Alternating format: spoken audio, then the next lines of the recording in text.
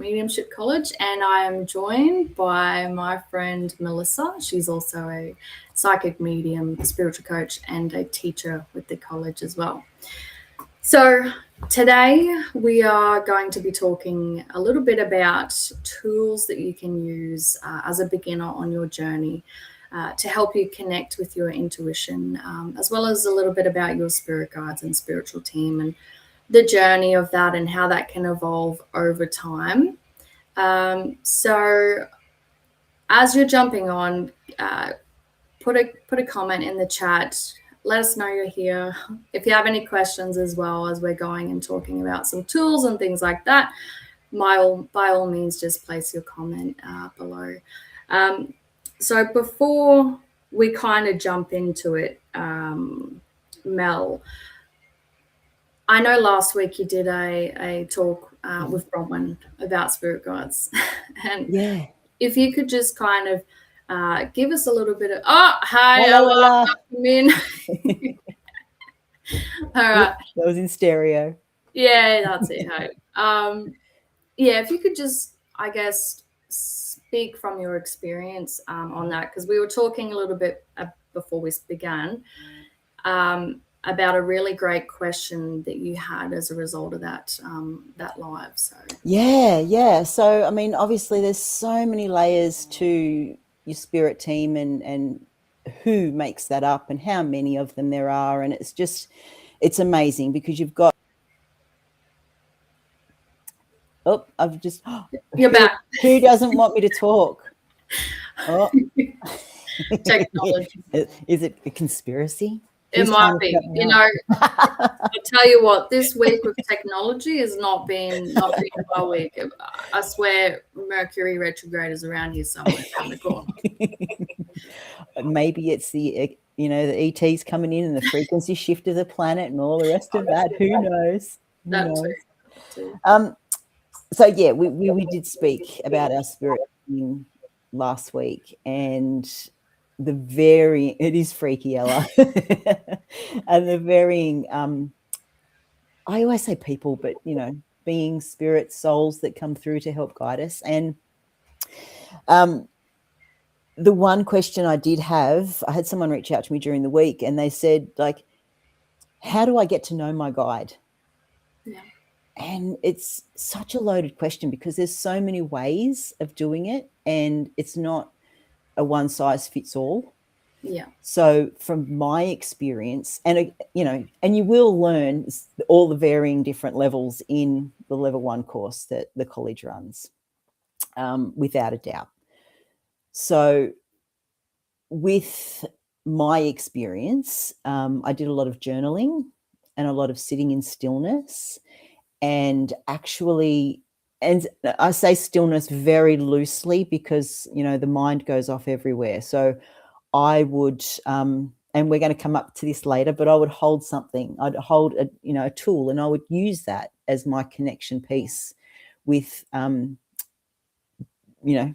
with a spirit guide, and then just learning who they are, building the rapport and listening to myself. And at first I thought it was just my imagination. But I'd still write it down because there'd be bits and pieces in there. So it was, for me, getting to know them really is no different than creating or building a relationship with a new person, a stranger that you've met that is, a work colleague, or, someone at the shops that you bump into regularly. And it's that same kind of thing. You build the rapport, you ask them about themselves and, what are their likes, their dislikes. That's how I did it. Yeah. And I do that with spirit even now. They don't have to be, hi, Yvette. Welcome, Yvette. They don't have to be, part of your spirit team. Like, I'm a paranormal investigator as well. So when I go in and I work with spirit, I don't sit there and, do the whole jump scare thing like you see on YouTube and all that carry on. I actually talk to them. I ask them questions, and I say, this is what I'm wanting to learn. I want to know how we can talk and communicate through the different realms. Can you help guide me with that? Like, it's just an actual conversation that you would have with them, except at the start of your journey, you feel like you're talking to the air. Yeah, no, I love that because it's it is like getting to know, when you get comfortable with it, it is exactly like getting to know someone in person. The only difference is depending on how your abilities show up. It might be easier for you to hear them or rather than see them. And that was my experience. I was more of a feeler, um, and that kind of helped awaken the other senses. So slowly, as I began working on that journey through Intuition Amplified, because I had used tools before, like oracle cards, pendulums, and things like that, and we'll get into that a little bit as you mentioned. But my I guess trusting was really important, and being okay with allowing it to unfold, and not being so attached to if you can't uh, see them or they don't show up or appear a certain way, these sorts of things, right? Not being attached to that outcome, and Yeah. how it evolves over time. Yeah. That's so important, isn't it? It's so important because we expect, especially at the beginning of our journey, we expect to see them like you and I looking at each other. We expect to hear them like you and I having a conversation with each other. And spirit's not like that. And that's, when we do teach, it's teaching them the subtleties of spirit 100%. and I guess the more grainier, meatier, in-depth ways of being able to recognize when it's you and not spirit. Yes, that is a journey, isn't it? Yeah, it is. And Yeah. it fascinates me even now, like it's 7 years since I've been not teaching with the college, but being involved with the college. Yeah. So yeah, it's a huge journey. So 100%. And I guess that's a really good segue into what we wanted to kind of discuss and give some tips for people who are just starting out, beginners and that. yeah. So sometimes it can be really hard to get your mind out of the way, right? Even though it plays a role in communicating with your spirit guides and your spirit team, and really a big role, especially if you're doubting yourself a lot. We kind of wanted to explore what you can use to help you on your journey. And for me, as I was reflecting on my journey, right? So I always had a fascination with astrology and numerology from a young age, and all things spiritual and crystals and all that, right? And as I started to begin that journey and study with the college, I came across, what was in Intuition Amplified, and it gave me a lot of great tools to begin that journey on developing my, intuition, my hearing, feeling, my other senses, to be able to eventually connect with my team. But what helped me along my journey, and this might be useful. We're his two favorite people. Oh, welcome. So good to see you, Pete. I have to go. I was just saying to my partner the other day that I need to go. Look, we need to go on a tour with Pete. Yes. It's been a while. I'm just saying that. Yes. Love you do. Love all right. So, sorry, where was I? Yeah, that's it. All right. So, as you're beginning, and generally everybody might have cards who's interested in spirituality, right? It doesn't matter what type of cards that you get, because there are plenty of different ones out there. These are some of my favorites. And I did let Mel know before we spoke that I had a surprise for her. But before we go on off on that tangent, I need to show my other cards. So we've got Leaves of Wisdom here, right? Now they're all different sorts of cards. And as I said, it doesn't really matter the type of cards. All that matters is that you're drawn to it in some way. That's been my experience. And I guess one of my favorite things about working with it is that it can, even if you're just putting, like, let's say a card for daily guidance and things like that, that can be something that really helps you on your journey to be able to build that trust, help you overcome that self-doubt, and then, you know, see how that unfolds over some time. But Mel, I wanted to know, what's been your kind of experience and journey through, you know, using, you know, tools, and how has that progressed for you? Yeah. Well, firstly, hello, beautiful Alana. Thank you for joining us, and Cass and Rona. My experience, look, first and foremost, I am the tool. Let's face 100%. it. So we do learn that, and I don't know. I'm pretty sure that Brahman wasn't being rude when she said I was a tool, but you know, you never know. You never know. You never know. No, I'm pretty sure she was. You like to joke. I think my very, very first deck of cards, I pinched off my mum, and I can say that now because she's on the other side and she'll already know, was when I was 13. There you go. And I've still got that deck of cards, and it's a tarot deck, and I didn't want to read the book. I just do them naturally. Now I think honestly, I don't. I've hidden a lot of them away from my husband, so he doesn't know my obsession with tarot and oracle cards. I am so obsessed that I made my own. I know. I'm on the list for the restock. You are. So first and foremost, guys. I'll drive up there and hand deliver them. But cards were definitely mine, and I couldn't retain what was in the books. Yeah. So I didn't bother, and I never have. When I do readings, because like I said, I've got over 100 decks. This has gone public now, so he'll find out.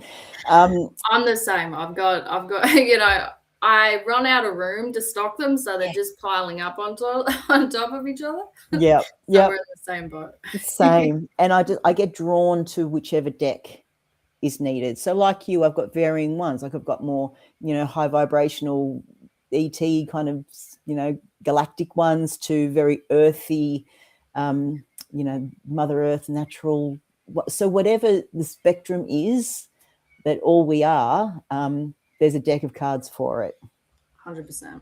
And so I get drawn to that. I do like using crystals. I believe that each of the crystals has a soul. We all have souls and a soul connection to each other. But I do believe that each crystal has its own little soul that it holds, and it tells its story. It holds its story. So I also use those. And they're great for amplifying, you know, intention and energy and all that. Oh, as well. Yes, there's so many different things you can use them for. But I think pendulum is my favorite, my immersive favorite. Like cards is great, but when I want to have that immersive experience, and you know, there's a crowd there, and use the pendulums. So you know, you've got metal pendulums, wooden pendulums, crystal pendulums. Like I've got a whole heap in front of me. So they're beautiful. Yeah. And they're really good for, you know, I guess even, you know, testing yourself with your own intuition, especially for yes and no questions and things like that. They can be really good to help build some trust in your own self. And it's exactly like Mel said, like, you ultimately, at the end of the day, you're the tool, you're the conduit, and that's why it doesn't matter what really that you use. It actually doesn't matter. Oh, hi Maria, welcome in. And Narelle's here as well. Thanks for popping in. Thanks, guys. Yeah, it really doesn't matter what you use, because you're the tool. Yeah. Right. So I have to agree. I've also used, you know, you get guilty pleasure of mine is using the yes and no wheel. Right? Just if you don't know what it is, just Google it. Yes, no checker. Right? And if you're in doubt or too much in your head, Obviously, use your own discernment, Yeah. but it can be a great way to get out of your head. And because you can use your body as a pendulum as well. Exactly right. Exactly right. Which, you know, we're taught through the college on how to do that safely. And hi, Wendy, how to do that effectively and safely, and you know, not fall over.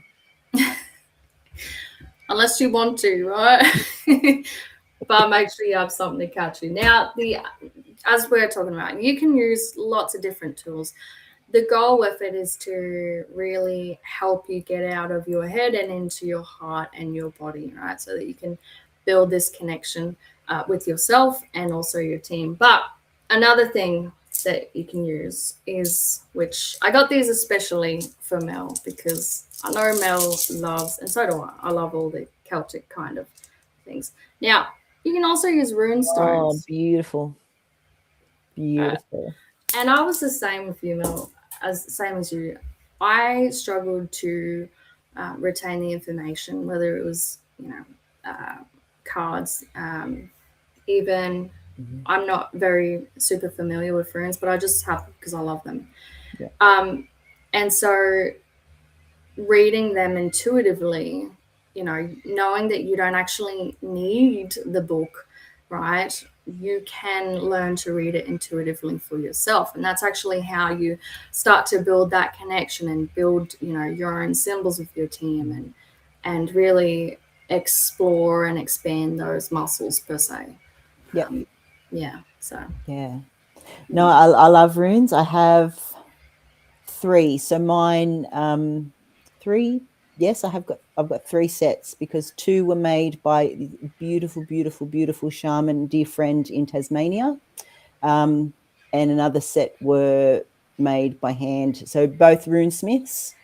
My friend in Tassie is a runesmith and prayed over them. So did them all traditionally, all by hand.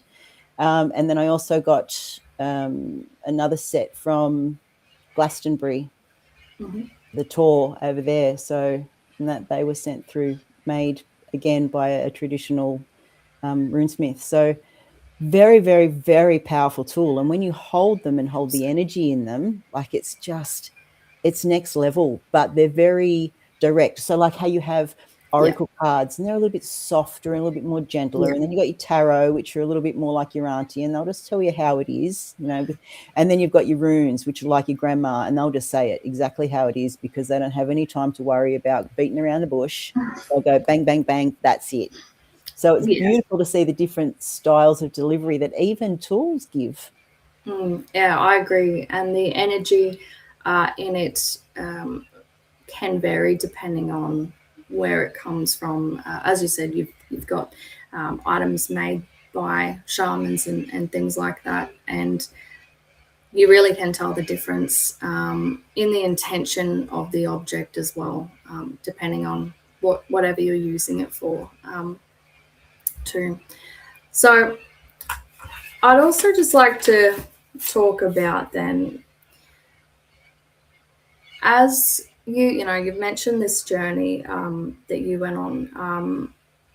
What would be your, I guess, 3 biggest tips for a beginner who hasn't quite established that connection with their own intuition or their own senses? Because everybody can do this.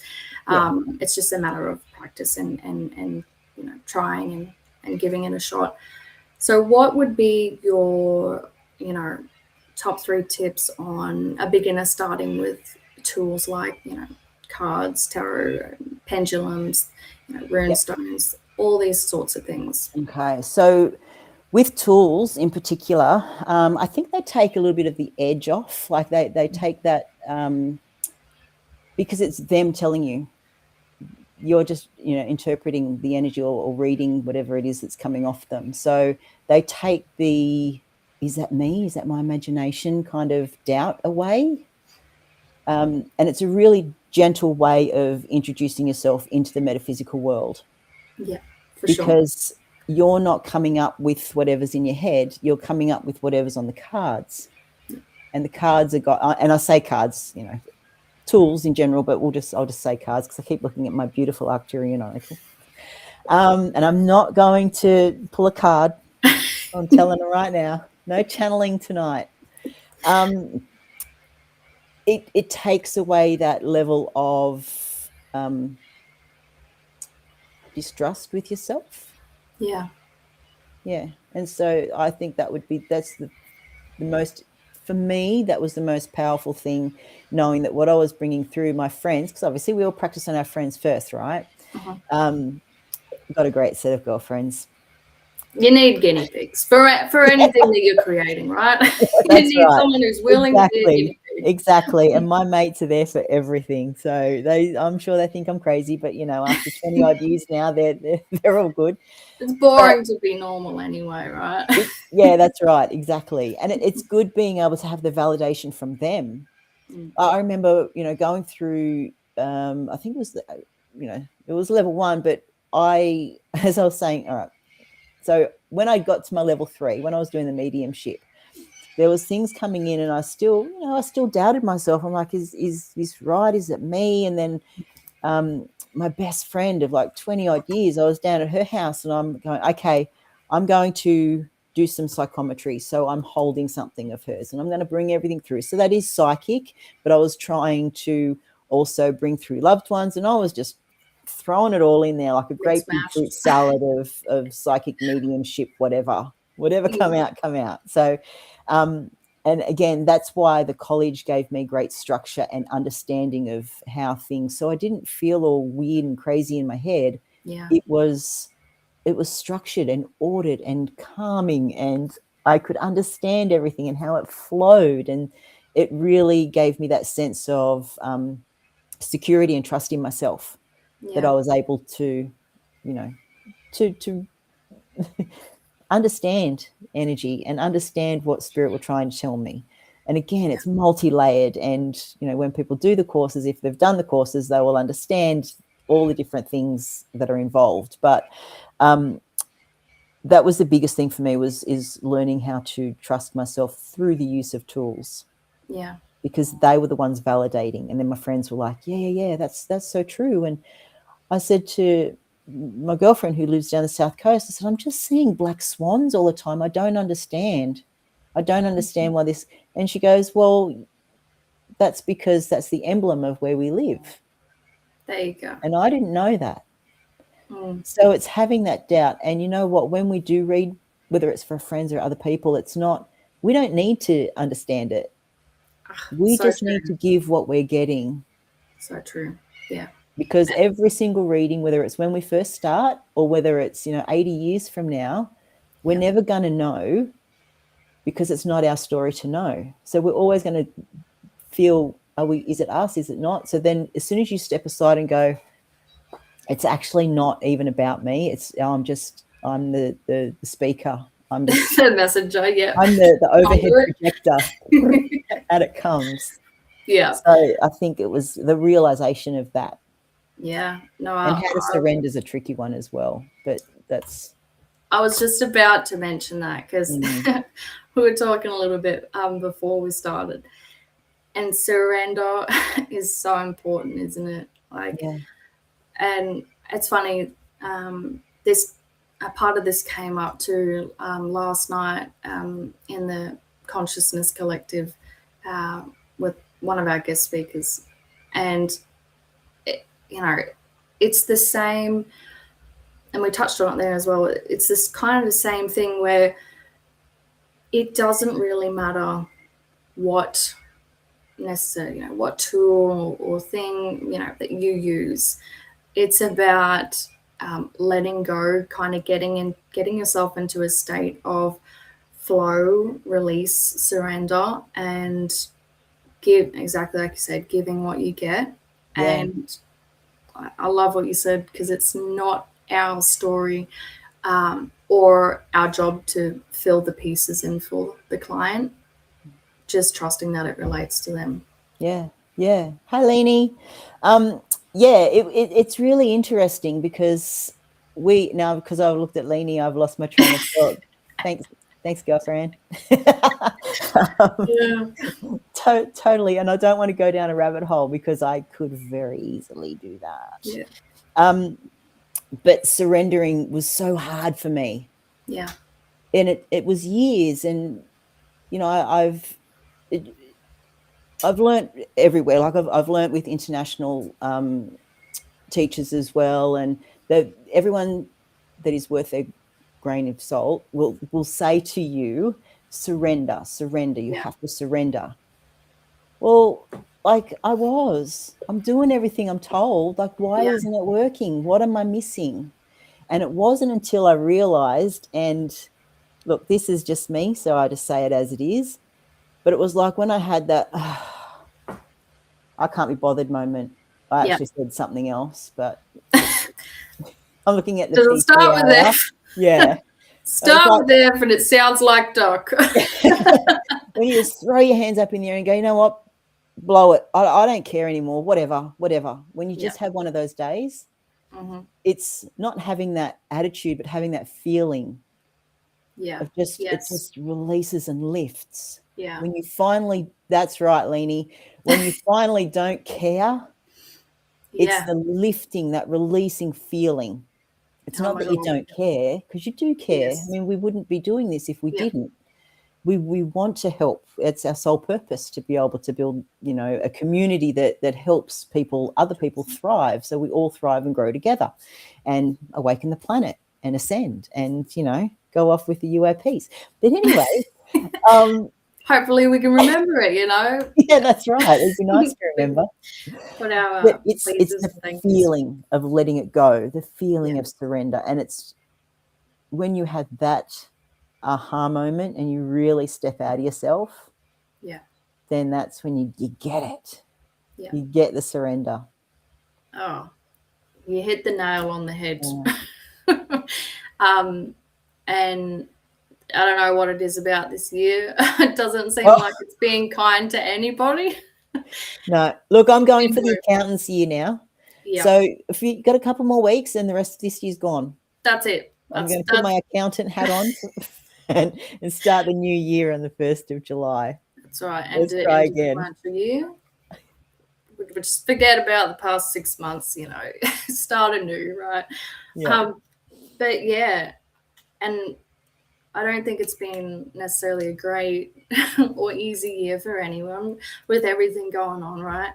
But I had a really similar experience, and funnily enough, it was through your circle, your healing circle, right? It was a part of, like, let's say a piece of the puzzle to the journey, right? Of getting me there. And we struggle so much with,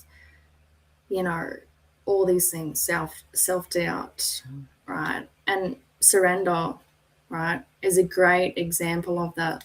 People will tell you to surrender, but they don't necessarily give you the how.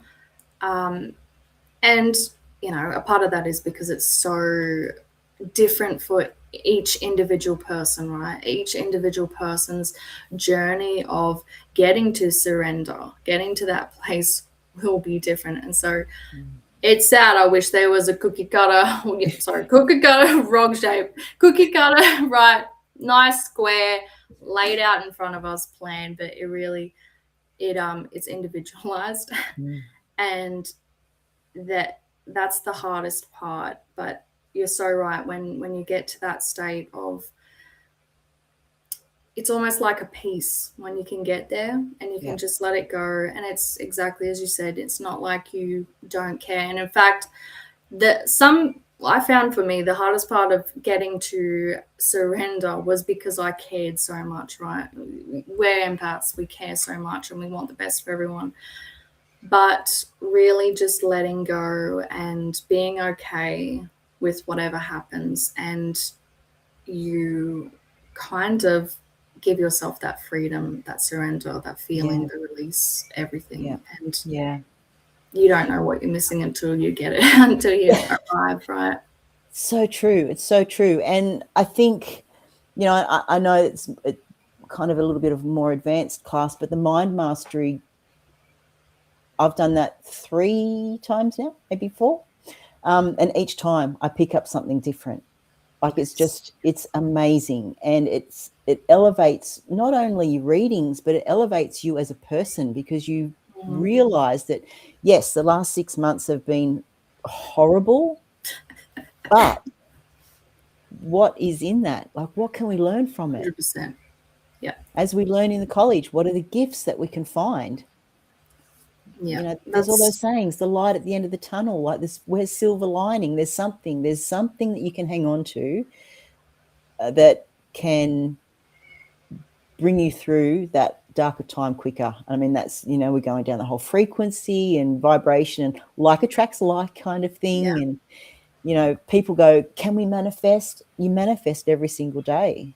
Yes. Yeah. It's just that because you know, and I'm not saying everybody, but I'm just saying as an example, because if you wake up as a misery guts, you're going to have a miserable day. Yeah. Yeah.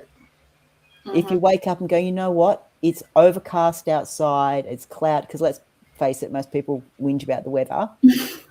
Raining, it's miserable, it's windy, and I live in the South Coast. I have never experienced wind like anything down here before, ever. Like, you know, I'm not a light girl, and I just get pushed over with the wind. So, but how rejuvenating is that wind? Like, it's pushing all that stagnant energy away from the escarpment. It's revitalizing the area that I live. The rain is replenishing the waterways. And so there's always something positive out of something negative. 100%. And it's just finding that and wondering how deep the rabbit hole is going to go when you, depending on the topic that you know, go down, talk about. Yeah. So let's just stick with the weather because it's easier. True, right. And I agree, right. Coming from far north Queensland, where it's hot and humid, and even when it's 25, it feels like 32 because of the humidity, right? Coming to Sydney, and I actually began to feel grateful when I'd go home for the heat and the warmth, right? Because experiencing Sydney winters, oh, it was terrible. I had to wear socks, you know, warm, long pants, jumpers, you know, it's not even that cold, but I'm wearing my jumper now. I know. Right? So you've got to put on clothes now. That's right. I lived in Darwin for a long time, so I understand the big temperature change. 100%, right. So even just, and finding those moments, sometimes we're all different, right? Depending on the experience. It's going to take us some time to work our way through. Canberra. Winter. Yeah. Well, I don't know. I think the Blue Mountains, you know. Oh yeah, Blue Mountains. The Blue Mountains are pretty chilly, especially they were last weekend. And Tasmania's got it pretty rough too. Yeah. Right. Oh, Leanie's still in a singlet top and shorts. Thanks, Leanie. You're brave. You're braver than I am, because I could not be doing that right now. She's probably already gone to the beach this evening as well. Love it. What was I saying? Oh yeah, that's right. It depends. Depending on the experience that you go through, right? You might need some time before you can look back on it and find, you know, there's something positive out of it. But even that too, and what you're mentioning before about changing and like attracts like, and you know, becoming higher in your frequency and your vibration, that also helps with your abilities, like and with everything that you learn and you progress with. I know that for me, when I was working on that aspect of it, like I said, the my mastery course, finding something different, you know, digging through the mud, so to say, and trying to find the, you know, this little nuggets, the little nuggets of, you know, something good, gives you a different perspective on it, gives you a different awareness. It leads to, you know, that kind of same revelation, understanding, surrender, and it helps you so much in your journey, in your spiritual, you know, journey, but also in your abilities. Like for me, I noticed that I was less, because I used to be really impacted by other people's energy, their moods, what they would say, all these different types of things. And as I went along that journey and I learnt more about myself and dived into the, you know, the mud of it, I understood why I cared so much and why it impacted me. And then I was able to just let it go. And I was not saying it's an easy process, right? But It's hard. when you Yeah. actually turn the mirror on your own self and you look within, and there's a lot of value in it. And so I'm, things that used to impact me don't anymore. If Yeah. somebody says, does whatever, it's easier for me to see where it's coming from within the person, Yeah. and trying to have compassion for the individual as well. It's such a turning point, isn't it, when you realize that what other people think of you is none of your business. Yeah. It's not about you. It's they're triggered by something that they see that they need to work on. 100%. And I actually think I said this last week, but you know what? It's a good thing. It's a good thing if we trigger somebody for learning and education and removing something or releasing something in them that they need to have that awareness for just to grow. That's why we're here, to help people grow. So you're welcome. You're welcome if I trigger you. I think I trigger my husband every day. Welcome. We don't necessarily get the thank yous that we deserve from those experiences. But leave your money on the fridge. So true. Yeah, we'll see it when we pass over into spirit. We might get rewards then, thank yous, all that. Hopefully. But I think that's a really great note to end on, and leave everyone with. Enjoy triggering people. Enjoy the journey, right? But I want to say thank you all for joining us, you lovely people. Ella, Helene, everyone. Maria, I can't see everyone, so sorry if we missed you. If you're watching this on replay, don't forget to use #replay. And thank you, Mel, for your time today. You're an amazing person, an amazing human. Thank you. I love spending time with you and everybody else. So it's great. I love our little community. That's really good. Yeah. And everybody better sign up for the next intake for Intuition Amplified, because you just better. Okay, I nearly let the cat out of the bag, but I'm not going to. So just sign up, please. Thanks. Yep. Or join us in Mind Mastery, where you get to dig through the mud. Yes, definitely. Yeah. All right. Well, thank you everyone so much for joining, and we'll see you next time. You'll see a different one of us, but it'll be just as much fun. So have a great day, night, wherever you are, and see you next time. Week.